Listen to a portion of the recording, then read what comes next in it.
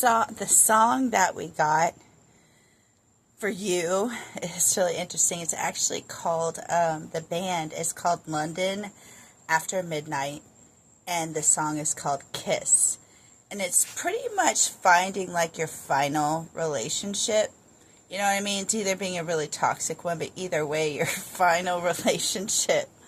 So look it up. It's called Kiss, like mwah, band London, like in, London, England, after midnight. London After Midnight. And it looks like what this reading is about is like things that he likes about you, qualities he sees in you that are actually pretty rare. It's like I was just standing here and I thought I'd just pull a confirmation card. I normally don't pull extra garbage pail kids, but it says the same thing. You have no problem being the bad guy. You have no problem delivering information that people don't want to hear. When other people try to tiptoe around it, you'll just be like, look, he's dead, or look, he got fired. You know what I'm saying? You just want to get it. You get out the, you don't mind. You will deliver the information. In other words, is what you can be counted on to deliver the information. This is the same thing. This is all about, delivering odd information, like stuff that you see that other people don't. You know what I'm saying? And you see how okay, yes, weird information, look, not for you. You know what I'm saying? And you don't mind. You'll be the Wicked Witch of the West. Look, baby, I love you and I know you hate me now, but down the road, I swear to God, you'll thank me. You know what I'm saying? And they also know that you put their best interests at heart. You know what I'm saying? Because people don't say, the bad stuff that needs to be said that causes growth. And, and in experiences, even mine, I had an experience with a girl where I was using her to make somebody else jealous, and I didn't even realize that until she called me out for it. You know what I'm saying? Though that embarrassed me, it happened in a girl's bathroom. Though that embarrassed me in the moment, I saw her years later, and I thanked her for that, because that made me grow. Because I was like, oh my God, she's right. I sure did that. You know what I'm saying? How could I do that? And it made me not do that again. And to add to that, hold on, I want to pull one more divination card on that because I feel like there's more. Oh, also on the same note, you make people happy just you being there. You've got a type of energy. I don't know if you know about Pokemon, but Chansey is like the happy Pokemon. So when you walk in the room, you hit the dopamine button just a little bit. And I'm not even going to say dopamine. I'm going to say oxytocin. You don't make people feel happy, you make them feel loved. You know what I'm saying? It's a difference. Being happy, being a goofball is different to making somebody feel safe, to making somebody feel secure. Those are two different frequencies. And just to add on to that, you kind of get it before everybody else, you know what I'm saying? And even, when you get it, other people don't. You know what I'm saying? And even if you're fighting against all these people, what is that? The Seven of Brims. Yeah, you're fighting against all these people with no fire, mind you, right? And you fight, it don't matter. You're still going to be look, you're going to stand your ground. And even though you got it and other people don't, you're not going to be swayed. You know what I'm saying? I'm going to pull one more divination card. And I'm so guilty of this. And you don't lie, but you will over exaggerate. You know what I'm saying? And just because the reason why I do that is I'm not heard.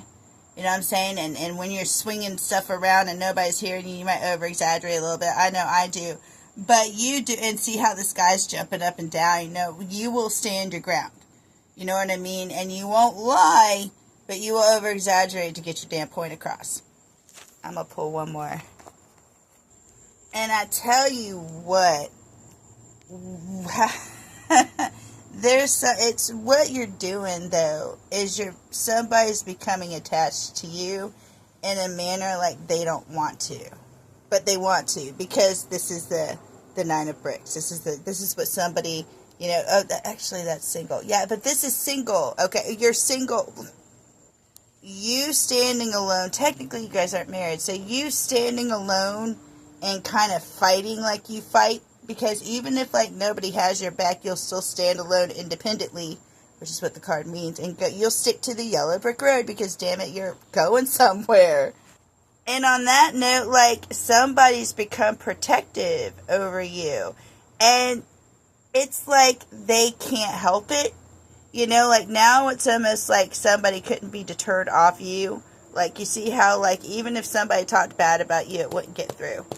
You know what I'm saying? You see how they're glued to you, but they don't want to be. You know what I mean? But they want to be, but they don't want to be. But now they're all protective over you. This is Mike from Breaking Bad. So if you want to even look up that character, look up the show Breaking Bad and Mike. And he's, like, amazing. So yeah, just look up that character if you want to. And this person feels like Mike felt, I'm just going to look it up. No, Mike felt a duty. I said duty. Mike felt loyalty to a certain person, to Gus. And no matter, like, I don't even think, like, if Gus went broke, he'd still have loyalty to Gus. You know what I'm saying? Like, it was an actual loyalty. And that's kind of what this person feels like they have to protect you. You know what I'm saying? Like, they have no choice. And this is also a big one. Like, you don't let people get away with stuff that's unfair. You know what I'm saying? When people try to turn their heads or walk away, you, like, or ignore something. You see how, like, you know, Frankenstein's monster would just, like, ignore, or what's his name? Bob the Borders. Would just, like, ignore, you know, and so, like, hey, look, this is unfair. You know, so somebody's kind of being bonked on the head and pointed towards injustice. Okay, and this is kind of weird, because I just wanted to pull off of this, but this person also, like, I don't know, I've never really been on a farm per se, but I was on my cousin's farm, and on their farm, like, when we went into, like, a pen with goats or pigs, it was dangerous, and we were told to stay out of, like, places, especially the pig pen. And so it's almost like this person was too scared to go in the pig pen. And it's, I'm even going to go this far. They're taking me this far. They're saying it's like somebody that owns land but refuses to work it. You know what I'm saying? You got somebody in the pig pen. You know, you got somebody to work their land. You got somebody to get their hands dirty, to do something that, you know, that scared them, is what I'm saying. And this could be status, you know, in a certain group or status, but you got them to go against something or to do something they're absolutely terrified to do.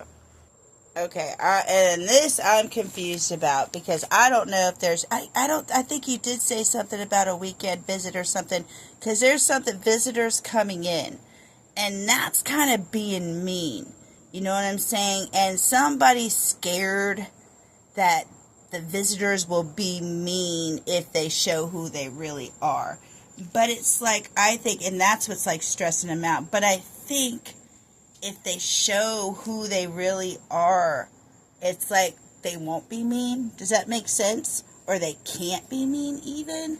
I'm going to pull one more. There you go. Or just don't be affected by it. Whoever, you know, or act like you're not affected. Or they won't, you know, it doesn't affect them. That could go, it could be that too. But there's also something about somebody watching somebody else suffer. And it's like, you see how the Wicked Witch gets pleasure in watching Dorothy suffer? That's what she wants. That it's kind of going that area, and man, I know how that.